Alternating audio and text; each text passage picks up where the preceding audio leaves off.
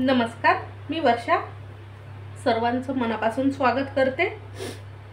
आज आपण आंबाडीची भाजी बनवणार आहोत. तर ही बघा, ही अशी मी निवडून घेतलेली आहे. शक्यतोवर याचे कोवळे पानं घ्यायचे असतात आणि देठ वगैरे काढून टाकायचे असतात. हे असे या भाजीचे शेंडे जे कोवळे असतात ते घ्यायचे.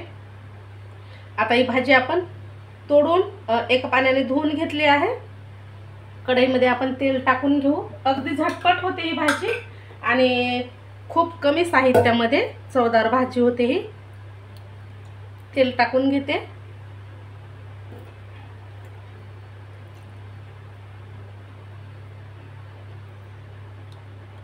काही ठिकाणी ही भाजी आधी शिजवून देखील घेतात आणि नंतर फोडणी टाकतात. तर आपण डायरेक्टच तेलामध्ये ही भाजी शिजवून घेणार आहोत. तर इथे साहित्य आपण बघितलेलं आहे. आंबाडीची भाजी, थोडासा दाण्याचा कूट लागेल आपल्याला, शेंगदाण्याचा कूट, लसूण पाकळ्या, हिरवी मिरची, कांदा बारीक चिरलेला. तर आता आपण आधी ह्या 10-15 लसूण पाकळ्या, हिरवी मिरची तुम्ही तुमच्या आवडीनुसार कमी जास्त घेऊ शकता. आपण याचं जाडसर असं वाटण तयार करून घेणार आहोत. मी इथे 7-8 हिरव्या मिरच्या घेतल्या आहे. तेल गरम होते तोवरती हे थोडंसं वाटून घेते मी. तर मिरची आणि लसूण आपण जाडसर असं वाटून घेतलं आहे. तेल सुद्धा गरम झालंय. त्यामध्ये थोडंसं जिरं टाकते. जिरं तडतडलं की एक लाल मिरची अशी तोडून टाकते. खूप छान चव येते या भाजीला.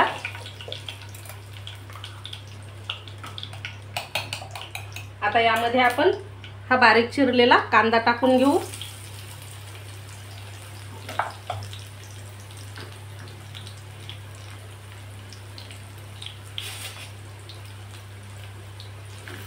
कांदा थोडासा तेलावरती परतून झाल्याच्या नंतर वाटलेली मिरची आणि लसूण टाकणार आहोत.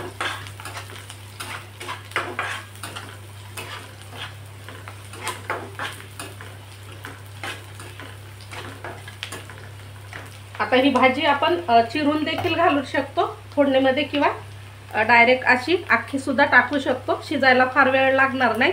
पण मी काय करते, थोडी जाडसर अशी चिरून टाकते म्हणजे लवकर होईल आणि शिजल्याच्या नंतर अशी छान एकसारखी दिसेल आपल्याला.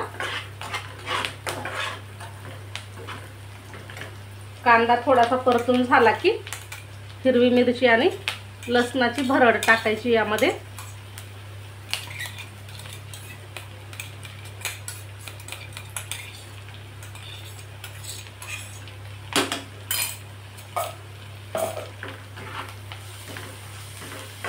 आता हे सर्व आपल्याला चांगलं तेल सुटेपर्यंत भाजून घ्यायचं आहे. म्हणजे याचा कच्चेपणा सुद्धा दूर होईल आणि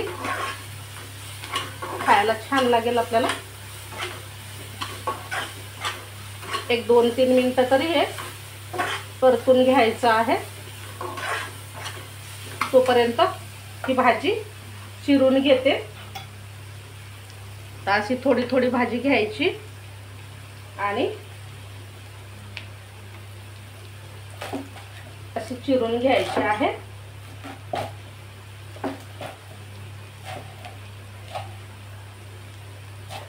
तर संपूर्ण ही भाजी चिरून घेते मी. भाजी देखील चिरून झालेली आहे आणि कांदा आणि लसूण मिरची छान अशी परतून तयार झाली आहे. आता आपण त्यामध्ये हळद पावडर टाकूया. अगदी 1/2 चम्मच एवढी हळद पावडर टाकायची आहे आणि चिरलेली भाजी टाकायची यामध्ये.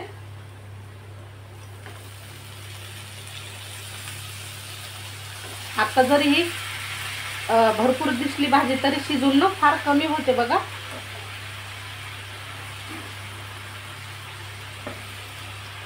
एकजीव करून घ्यायची, व्यवस्थित मिक्स करायचं यामध्ये.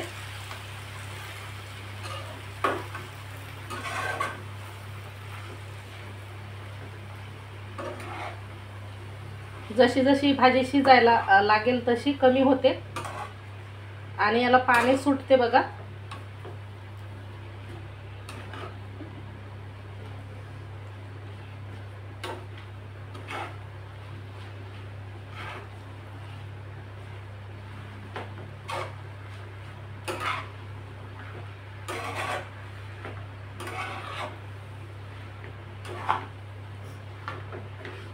मीठ आपण ही भाजी थोडी शिजल्याच्या नंतरच टाकणार आहोत, कारण आता ही भाजी आपल्याला खूप दिसत आहे आणि शिजून थोडी कमी झाली की मग आपल्याला अंदाज देखील येतो मिठाचा। त्यामुळे थोडीशी भाजी शिजल्याच्या नंतरच मीठ टाका।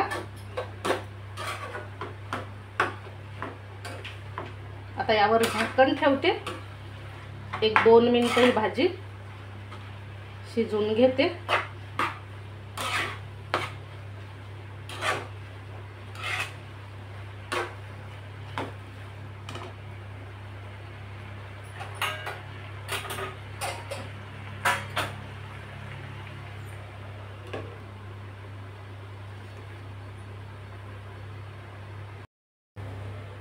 एक 2 मिनिटं झाल्याच्या नंतर बघा भाजी शिजून अशी भरपूर कमी झालेली आहे।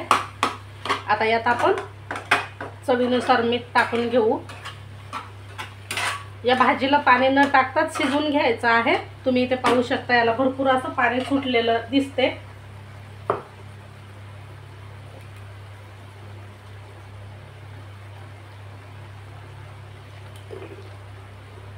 चवीनुसार मीठ टाकल्याच्या नंतर पुन्हा एकदा व्यवस्थित मिक्स करून घ्यायचं आणि थोडीशी सुकी होईपर्यंत आपण हे शिजवून घेणार आहोत। या भाजीला फार वेळ लागत नाही शिजायला, अगदी 2 मिनिटात भाजी शिजते।